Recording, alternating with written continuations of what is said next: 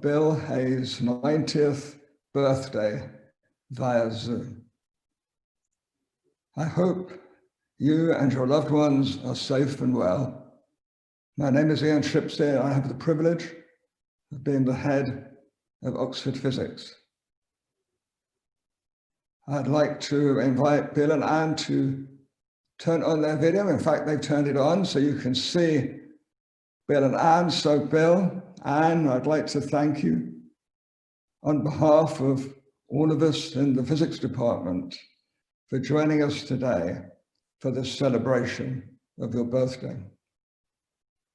So first, from all of us, all 1,700 members of the department today, I would like to convey to you a very happy birthday, Bill.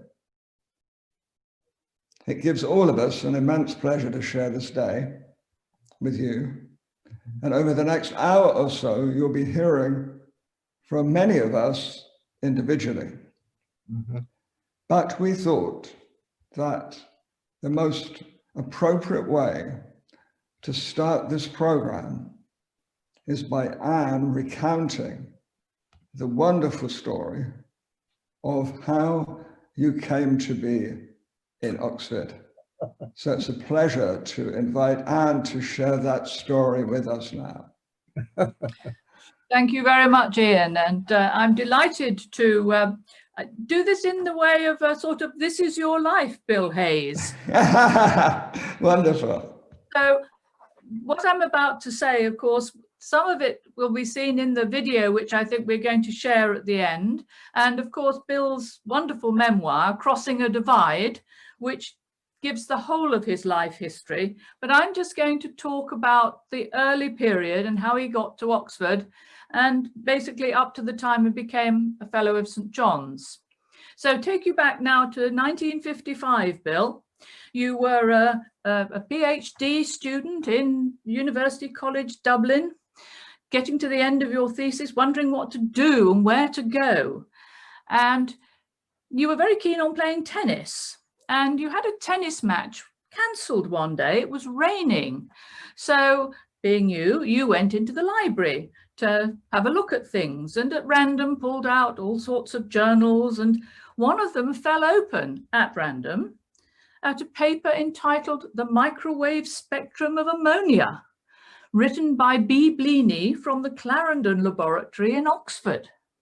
And you thought, gosh, this is really good. So you went to your professor and said, would you please write to B. Bleaney and ask him if I can come and do research with him?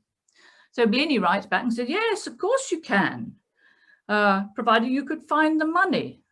So, of course, now you had a problem. Here you are, 1955 in Ireland. Funds are not very great. But there is the Royal Commission for the Exhibition of 1851, which gives one overseas scholarship to Irish citizens, and every year. And the thing is, it goes to Trinity College and the National University to nominate. But the trouble is, the National University rotated through its colleges, so it was Galway's turn. And you were at Dublin, so that was a problem. However, they couldn't find anyone at Galway, so you were in competition with a man at Trinity. Well, no competition, is there? So you then got the 1851 scholarship and arrived in Oxford in the summer of 1955. At that point, when you arrived and working with Brébis Bleaney in the Clarendon Laboratory, you found that actually you didn't have a college connection, a bit like postdocs these days, difficult to get the college connection. So the only thing to do was to sign on for another doctorate. You'd already got one, but you signed on for the second one. So you were happily ensconced in the Clarendon Laboratory, working with Brébis Bleaney and doing research. And that went on for about 2 years. And then Brébis went off on sabbatical leave. And suddenly, out of the blue, you got a letter from the Argonne National Laboratory in Chicago saying, would you like to come and work with us? So you thought, well, this is too good to turn down. I think it was quite a lot more money than you were getting in Oxford. So that was a good thing. So off you went. And like a million other Irishmen before you, you thought that this was where your life was going to be, in the United States. So you went to the Argonne National Laboratory, and I think the research went very well and everything was going fine. And then Brevis Bleaney came back from his sabbatical. He'd recently become head of the Clarendon Laboratory, and he wrote to you and said, would you like to come back to Oxford to a temporary research fellowship? And I think that was a bit of a difficult decision for you, but you were missing your family a bit. And in 1958, it was a bit difficult. You couldn't fly backwards and forwards across the Atlantic as you can now. You couldn't even telephone home very easily. So you decided to come back to Oxford. So that was a nice thing. You came back to a press steel fellowship. And while you were waiting for equipment to be installed, you thought, well, I might as well write up this thesis. So you wrote up your DPhil and had it examined and, of course, passed with flying colours.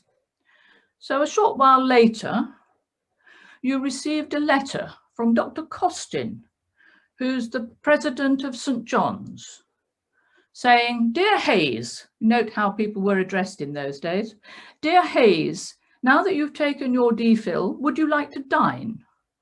So you went into dinner thinking this is very nice and all the rest of it. A little while later, another letter came. Dear Hayes, would you like to be a fellow of St. John's? So, and that was how things were done in those days, I suppose. Anyway, that was rather good because you were able to move into college, really as a junior research fellow, I think, live in college, rather in style, I think. I believe you had the only bathroom in the college at that time. And things went on. And then Brevis Bleaney had become the Dr. Lees professor. And of course, he moved to Wadham as a result of that. So St. John's needed to appoint another tutorial fellow in physics, and they appointed Roger Elliott. But Roger, of course, is a theoretician. And so they decided they needed then to have an experimentalist. So there you were, sitting happily above the SCR in your JCR rooms with the bath, and they invited you to become a tutorial fellow. But I think that wasn't quite immediately because you were quite keen to keep doing your research. So there was a little bit of a delay because you weren't sure about the tutorial responsibilities. So that it was not until the beginning of the year in 1960 that you became a tutorial fellow and a university lecturer. And then, blow me, Roger Elliott went off on sabbatical and left you to do all the teaching as a new person, not ever having been through the Oxford system at the beginning of 1960. But there we are, you survived that. And the rest is history, as we say. So here we are, 60 years later, after some 422 papers and 3 books have been authored or co-authored, and 55 DPhil students supervised. And of course, there were other positions, Principal Bursar and President of St. John's and Pro-Vice Chancellor of the University of Oxford. So here we all are to celebrate your 90th birthday and to say happy birthday, Bill, and many more happy returns. Well, that was absolutely fabulous. That was a beautiful recounting of a truly remarkable story. This is great. You tell it as well as Bill tells it. Absolutely fabulous. I know everyone has enjoyed that very much. At the moment, everybody has their microphones off and they're not broadcasting their faces, so you can't see them smiling. But in fact, they're all smiling. They love that story. It's a beautiful story. It has an element of serendipity in it, which I think is something that I've also found. So I will say a few words now about how I got to know you, and then Chris will take the floor after me. So thank you again, Anne, for retelling that wonderful account. So I first met Bill when I was walking up the stairs of the Clarendon a few days after I became the head of Oxford Physics in September 2018. And Bill was coming down the stairs the other way. And so as we passed, Bill asked me if I was the new head of physics. And I said I was. And he told me he had once been head of physics himself, and then told me his name, which of course I recognized. And he also told me he'd be very happy to have a chat at some time in the future. So I was heading to a meeting that was about to begin in 15 minutes. But the immediate opportunity for a chat with a predecessor was I was feeling just too good to pass up. Serendipitously, at just that moment, I received an email on my iPhone that the upcoming meeting had to be rearranged to a later time. And so I used that opportunity to head to Bill's office. And I spent a truly fascinating hour talking with Bill. And you told me, Bill, many marvelous things that day and shared much wisdom with me. And I will never forget that. So when I mentioned this event today to colleagues, and when I described to them how I had first got to meet you and how we'd had that long chat, they smiled knowingly and appreciatively. When they talk to me about you, they use words like it's a privilege to know Bill. They also tell me how you've helped them. So many of them have told me this. They talk about your hospitality and your kindness, your graciousness, how you make people feel welcome, and the wonderful tales you tell. And as I say, I've experienced all these things myself in the relatively short time that I've known you. Now, there's some things I haven't experienced myself, though, and I was, and I ask people, what are the things that people think about and associate with you, apart from the kindness, the graciousness, the hospitality, and so on? A couple of other comments were made. One of them was that you were always a very effective head of department, but you made the job look easy. And we all know that it's not easy. You had incredible grace under pressure. And in one conversation I had the other day, somebody likened you to a swan. You know, the swan is the most elegant and regal of birds. And so I said, well, in what way is Bill like a swan? And they said, well, if you look at the swan, it moves effortlessly. It almost glides across the water. But to actually achieve that effortless movement, there's an awful lot of legwork going on under the surface. And it was very much that way with you, that you made it look easy, but it's because you worked so hard at it that you achieved that. Another thing that I learned in just the last couple of days was that you were an incredibly effective bursar at St. John's, achieving so much. And the fellows recognized just how effective you were. And so they decided that they would make you president of St. John's, because then it would reduce your effectiveness ever so slightly. And so they really appreciate, and you'll be hearing later today, of course, from St. John's about their views on that. Very recently, I had the opportunity to give the State of the Nation to the whole department. This is last July.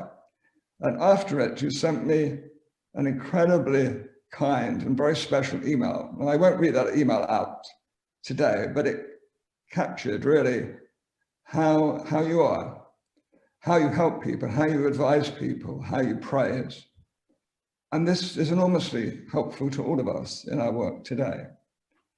So as you know, my father's from Ireland, and it's been a pleasure over the last 2 years to talk to you about physics, about the department, about Oxford, about history, and about Ireland.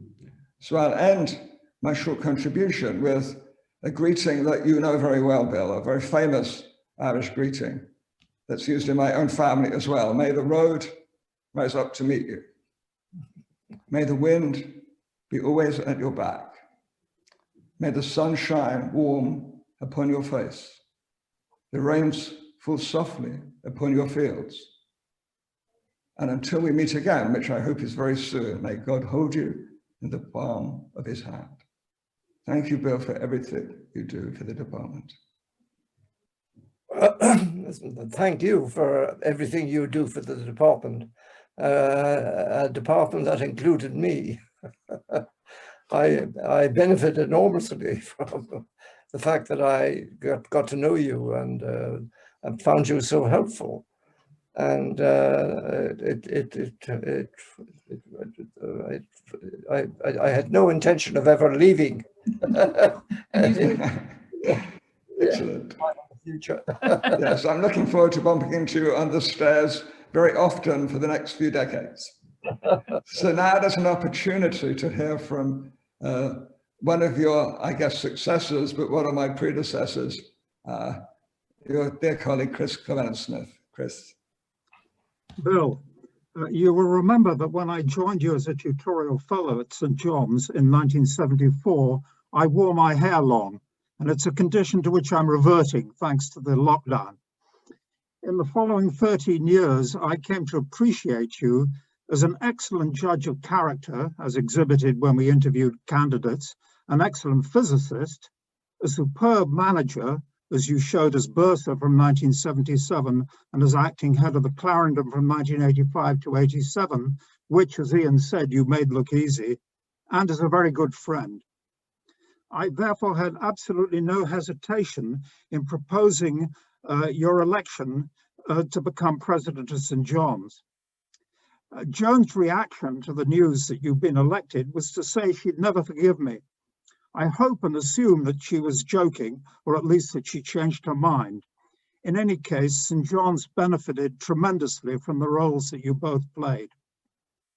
In anticipation of this event, I reread the charming memoirs that you produced 2 years ago.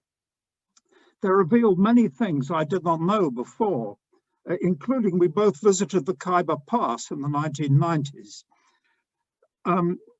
I would like to share a few others with those who don't know them. At age 4, Bill reproduced from memory the entire page of a book backwards, word for words. He wrote in his memoirs that he could not possibly perform this amazing feat now. Well, I can tell you, Bill, most of us could not imagine performing it at any age. Bill found his time at secondary school in Dublin, quote, the most stimulating experience he has ever had. Well, that puts his colleagues at St. John's and in the Clarendon in their places.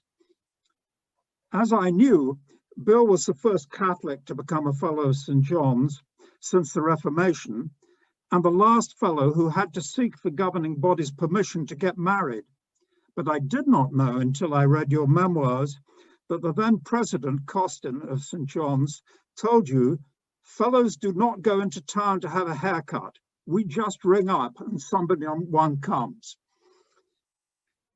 I'm aware of many of Bill's contributions to the university, including holding the important post of chairman of the curators of the university chest, but I did not know that, while I was absent from Oxford, he chaired the group that led to the creation, jointly with Oxford Brookes, of the Institute of Legal Practices, and there are many other ways in which he served the university.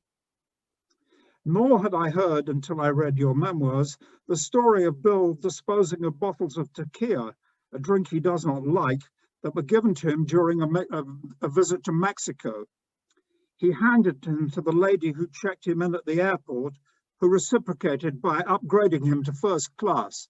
That's a tip we should remember. My 5 minutes are up. Bill, it's been a privilege and pleasure knowing and working with you for the last 46 years.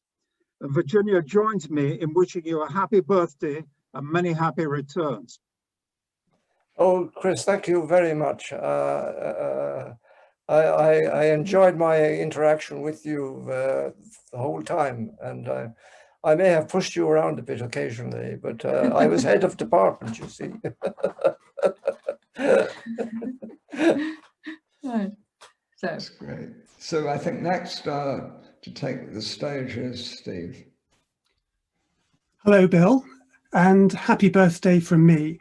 Before I say a few words, I would like to play a video from some of your friends.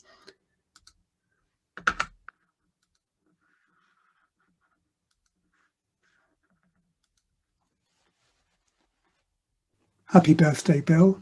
Here are some video messages from some of your friends from across the world. Dear Bill, this birthday greeting comes to you from Mexico. My name is Renela Valladares. You always call me Renela. I want to thank you, first of all, for taking me into your research group, but most of all, I want to thank you for making me feel at home when I was so far away from home. My experience in Oxford was invaluable. I want to thank you for your deep knowledge of science, your insight, and your wisdom. I know that you will have a marvelous birthday and that you will be surrounded by people who love you, admire you, and respect you. You will always be in my heart. I love you.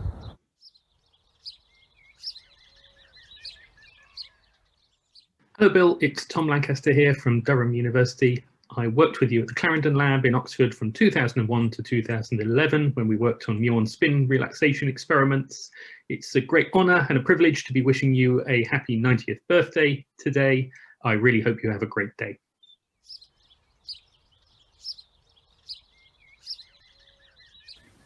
Hello Bill, happy 90th birthday from me, Francis Pratt.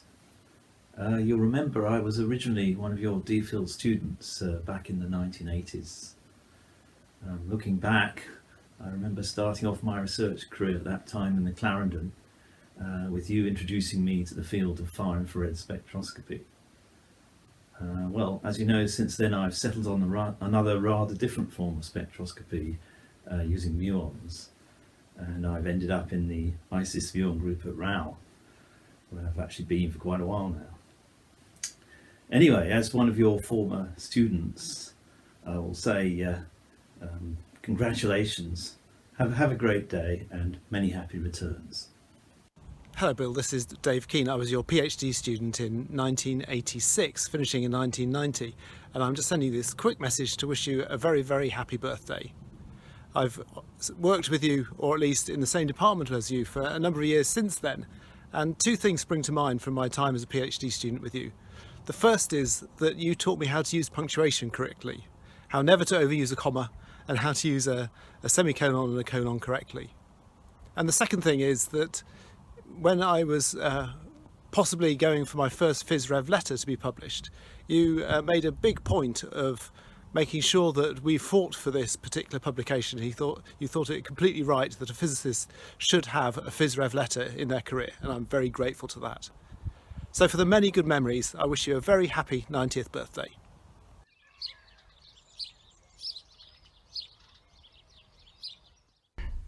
Hello Bill, it's Andrew Fisher from UCL, or more accurately from my spare bedroom in Finchley. It's great to have a chance to talk to you on your birthday. Doesn't time fly? I think next month is the 31st anniversary of my DPhil viva, and I think last month was the 27th anniversary of my leaving Oxford for Durham. What did I take with me when I went? Well, first of all, a huge affection and gratitude for all the effort you put into supervising me. Secondly, a lasting delight in working with experimentalists. That was something that you really taught me, and it's stayed with me. A continuing interest in polarons and electron lattice coupling arising from some of the problems that we looked at together. And a really huge respect for how on earth you managed to combine all your responsibilities in the Clarendon and at St John's with doing so much research. That's something that it's a trick I've yet to master. So I took away with me lots of very happy memories of St John's and the department, and of course of working with you. And Alison and I both send our very warmest congratulations and best wishes to you on your 90th birthday.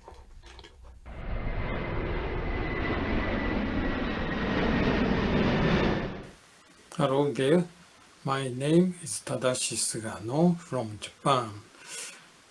I am collaborating with you for about 30 years in Oxford. It is my great pleasure to celebrate your 90th birthday. I hope you keep well in the future for a long time.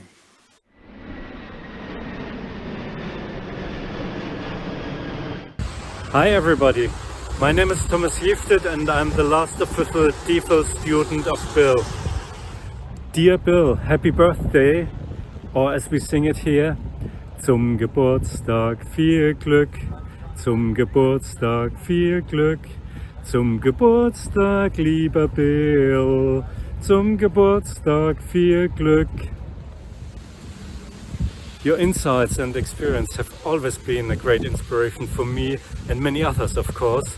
I would have loved to come to Oxford on this very special day, but COVID hasn't been very nice to any of us, so I send you my best wishes from Berlin.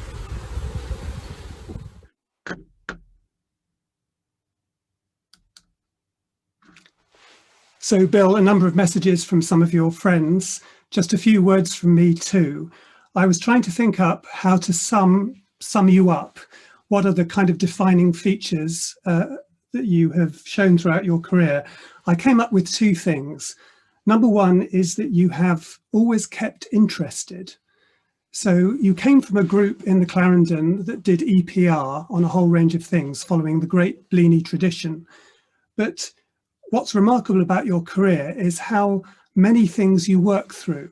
So you started off thinking about various crystals, then looking at defects in crystals. You moved into optical spectroscopy, Raman spectroscopy. You got into synchrotron X-rays, neutron scattering, muons. So you did all of these different techniques through your career. And you also changed the topics that you were studying. You wrote the definitive book on fluorites. You then got interested in semiconductors, conducting polymers. You wrote a wonderful review article on conducting polymers and made some very important contributions to that. You worked on ionic conductors, organic metals, magnets and superconductors. So a huge range. And I think this is because you always kept interested. You were always interested in what was the latest thing. And I remember fondly you coming into the department every morning. In fact, you still have been doing this, reading the archive and trying to find out what's new. And it's that keeping interested which is so important. But it's not only been in scientific topics, you've kept interested in people. And again, I can remember in the Clarendon laboratory when I arrived in 1993, there was a table where the senior members of the department all sat together and talked, Bleany and Curti and so forth. And they wanted you to join them, but you always wanted to stay with your group. You wanted to stay and talk to research students. And you've still done that. You always want to talk to the young people, the PhD students coming through. And it's that interest in talking to the young people. They're always really happy to talk to you. That I think is one of the things that's kept you interested in life and interested in new things. So that's lesson number one, keeping interested. Lesson number two, I think, is staying calm. And that's something I also associate with you. When I arrived in Oxford, again, as I said, in the early 90s, you were doing so many things. You were president of St John's College. In fact, I've had to write them down here. You were on Hebdomadal Council. You were chairman of the curators of the University Chest and chairing the university's investment committee. So you were looking after the university's money. You were pro-vice chancellor, which in those days meant standing in for the vice chancellor in lots of different things that the vice chancellor didn't want to do. You were chairing the OUP finance committee and acting as a delegate. And you were doing all of these things as well as running your research group in the Clarendon. And I think for a lot of people taking on that kind of load, they would be running around like a headless chicken. But you, again, as has been said earlier, like the swan moving over the waters, you were always completely calm and unflappable. And I can remember your working day. You would come into the Clarendon, excuse me, in the morning. You'd read the latest research papers. You'd talk to your research students. You'd then come for coffee and chat with people. And then after coffee, you'd disappear off into the college or the university committee meeting, and maybe you'd be back later during the day, but you just kept things ticking over. And again, when it was time for you to leave, even though you had a meeting starting in 15 minutes, you always left in plenty of time so that you could walk out of the department with your hat on, completely calm. And that was very inspirational and very different from lots of people. And I can also remember sometimes asking you what you were about to do, and you would sometimes say, or you were always very discreet, you wouldn't give any details, but you might say there was a tricky college meeting, some people were being a bit difficult, or there was a very complicated university committee meeting and the papers were this thick. And then the following day you'd come back and I'd ask you how it went. And you'd go, oh, it was standard stuff, routine. And it was as if you were taking the whole thing very much in your stride. So I think that those examples of the calm, reassuring presence and keeping interested in everything and everyone, I think many of us have found very inspirational. It reminds me of that Kipling poem, if you can keep your head while all about you are losing theirs. And that, I think, sums you up in lots of ways. So Bill, dear friend, happy birthday.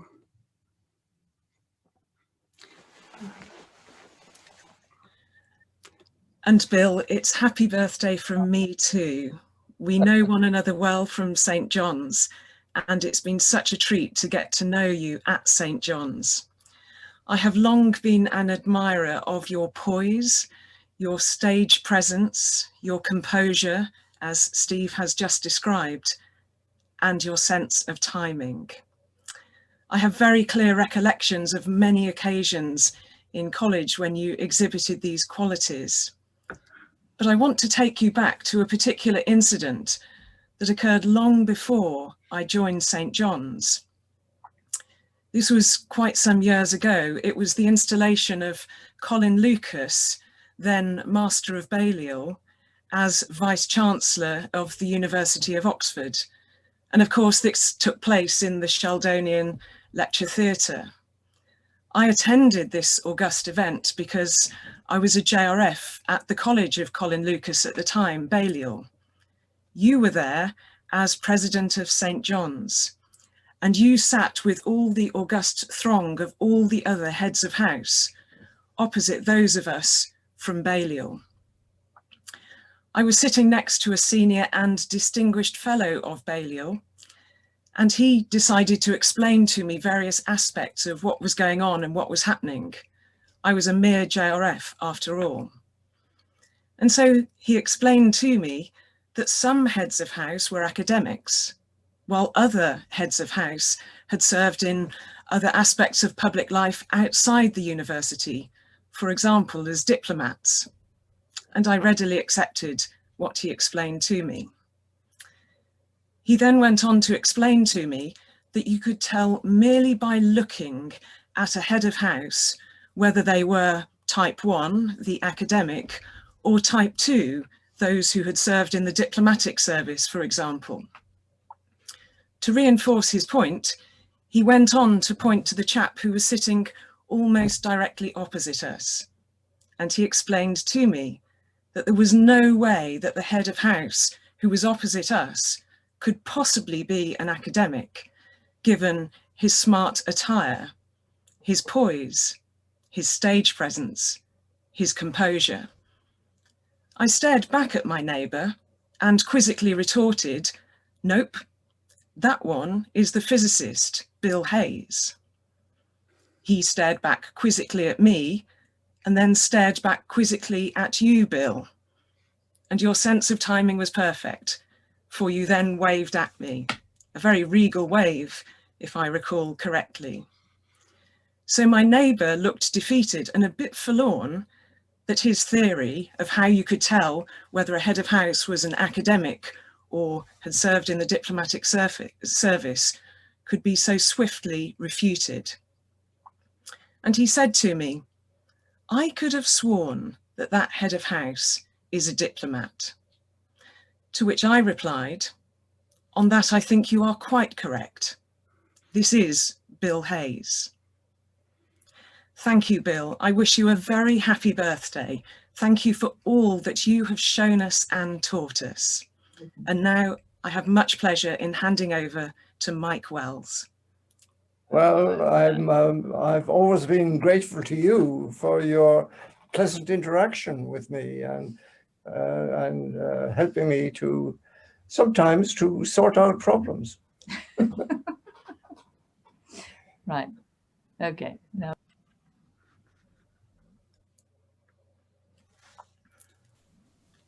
Hello, Bill.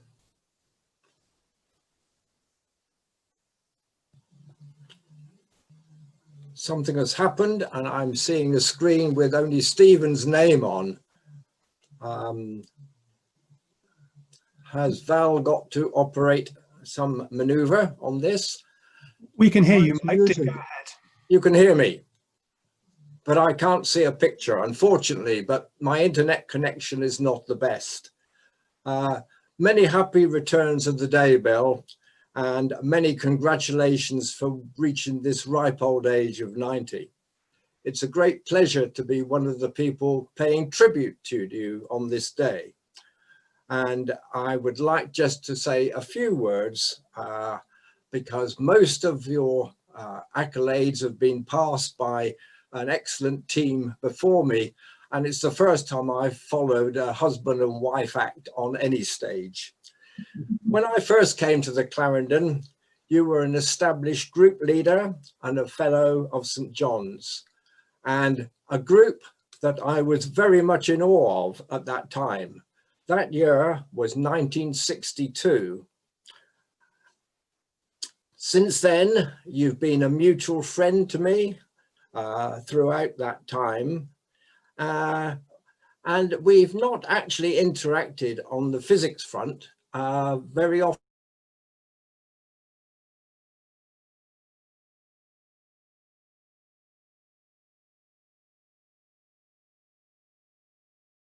In a rare earth compound, most people were rather skeptical about it being possible. It had only been known in other materials than rare earths. But after a while, Arthur and I did some irrefutable experiments to show that it was true. Shortly after that, you decided to do some work on dysprosium vanadate and terbium vanadate, along with Roger Elliott. And I took that as a great compliment that you'd taken up something I'd produced and ran with it. This week, you and I should have been sitting in the common room talking about everything in sight. And this week in particular, we should have been talking about golf, because today the Masters is starting in Augusta. And I'm just wondering whether, in the likelihood of your fellow countrymen playing a part, whether a little bit of your Irish luck on this special day will rub off on Rory McIlroy and we will see a winner coming from Northern Ireland. So quite simply, on behalf of the many, many colleagues that we've both known over these last 58 years, both past and present, may I join you in wishing you the best of luck on this day and be the first among my colleagues today to raise a glass to you and congratulate you on your achievement. Happy birthday, Bill. Very serious. And I'll leave you on YouTube. Yeah. It has been wonderful to listen to those tributes to Bill. The next thing that's going to happen is that Mike Wiltshire, who was to give the last tribute, is having a connection problem. And so we're going to move to the next phase of the program. And this features Anne. Yes. And you're about to find out why it features Anne. Well, this is news to me. Yes, yes, it's news. That's right. It's supposed to be a surprise. It is. So let's see. So Anne is perhaps bringing it now. There we go.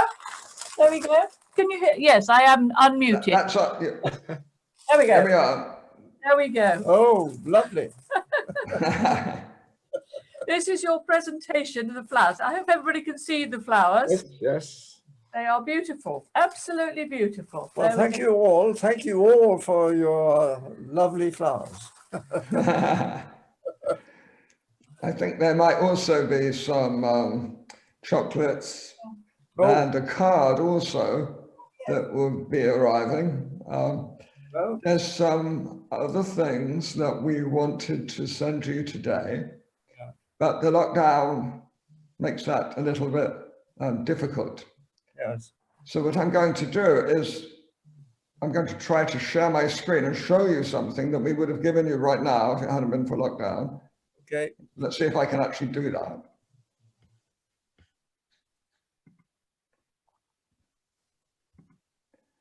So I wonder if I can't see if I'm actually sharing my screen now, but I hope that I am. And I hope that what you will see is some of a truly beautiful and moving sequence of portraits that we've commissioned to mark the occasion of your 90th year, taken by John Keynes at St. John's. And so what we had hoped to do was that when the flowers arrived, we'd hoped that you would simultaneously receive a framed copy of one of these photos. However, there's been a slight delay due to the pandemic, so it will arrive, but not immediately. So instead, I share this with you now. And I think everyone will agree that these are a beautiful likeness of you, but it's not just a physical likeness. It also captures the character. It captures the calmness, the wisdom, the sureness, the grace. All of these things are contained in these pictures. It really is redolent with your character, I think. And I think everyone else agrees. So it's one of the ways that we want to celebrate you today. Now, this is a very classic technology. The photograph has played a remarkable history in civilization. And it's to this day one of the most powerful ways that we can capture the character and soul of a person. But in modern times, there are other ways that we also capture emotions and convey wishes. And so I'd like to also show you something else and share that with you that we've made for you today. And so I will attempt to share this one too.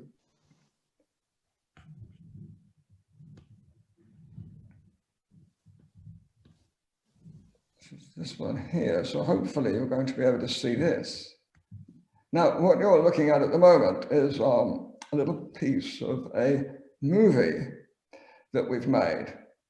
And this movie, which I will now start to play for you in a moment, and there'll be music accompanying it. So this is why I will describe it first. Is a collection, it's a kind of birthday card, but it's a birthday card made up of messages from many, many of the people that love you, that have benefited from you, and they explain how they've come to know you and how much you mean to them. And we'll pass this to you after today's event, and you'll be able to look at it in much more detail. But it's I think it's a very beautiful way to say thank you. And so I'll now play it. It will move rather quickly through all the messages, so it won't be possible to read most of them now, but you'll have that opportunity after the event today. So here we go.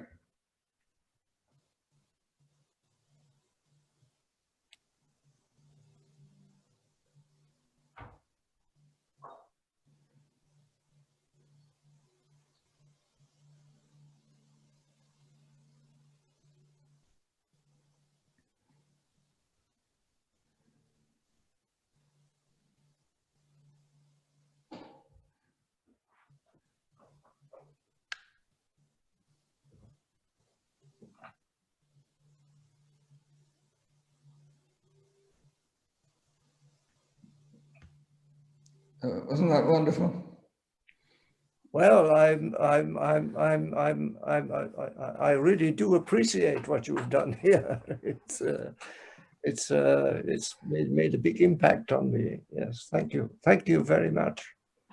You know, many people have made this event today possible. Many of them are in the background now. I'm not showing their faces, but people like Val Crowder and Helen Smith and others have made all of this possible, including this card, Bill. And they, of course, whilst they're in the background, love you too, and want you to know that. Oh, of course, I'm glad you've told me. Yes, and to thank everybody who's made it possible. Yes. And particularly you, Ian. Yes. So it's easy to do this for someone like Bill. Well, very much appreciated, I can tell you. Great, wonderful. That your appreciation makes us feel so glad. I'm proud to know you. So at this moment, I would like people, if they wish, to turn on their cameras. And the reason to do this, but you don't have to turn on your camera if you don't wish, but as this event has been recorded, we have to remind people of that first. So what we're going to do now is to actually raise a glass to you. So I have some Pachin in this glass, which is a drink from your homeland or my father's homeland. Oh. And everybody that has a glass, everyone that doesn't have a glass can simply raise a hand. And so this toast is to a very happy 90th birthday to Bill. We're so proud and grateful to know you. To Bill. To Bill. Bill. Dad. Happy birthday. There we go.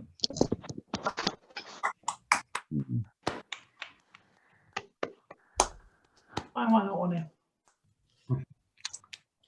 Wonderful. Thank you. Thank you all so much. Thank you also. Val is the master of ceremonies today, so I'm looking for her for instructions. Thank you everyone for joining. I think this concludes the event. I have shared a link on the chat panel, which is a beautiful video made by the late John Sanders interviewing Bill in 2002. At the moment, that video is an unlisted video, so you're very privileged to get that link and have a look if you like. And after that, Ian, that's it. So thank you and happy birthday, Bill. Oh, thank you. Oh, thank you. Yes. Thank you. Happy birthday, Bill. Happy birthday. Happy birthday, Dad. Birthday, Bill. I'm now very happy. Very good. Wonderful. Wonderful. Bottom on the right. No. Happy birthday. Yeah, wonderful. Happy birthday. Birthday to you. Oh, happy birthday to you. Happy birthday, dear Bill. Happy birthday to you. I think we should do this again next year. I don't know if my camera's on or not. Right, I think that's it. Oh, very nice. Yeah, how wonderful. So I think probably time to leave it, shall we? Yeah. Right. So bye. We had a great time. Bye-bye. Thank you, everybody. Bye-bye. Take care, everybody. Bye-bye. Bye-bye. There we go.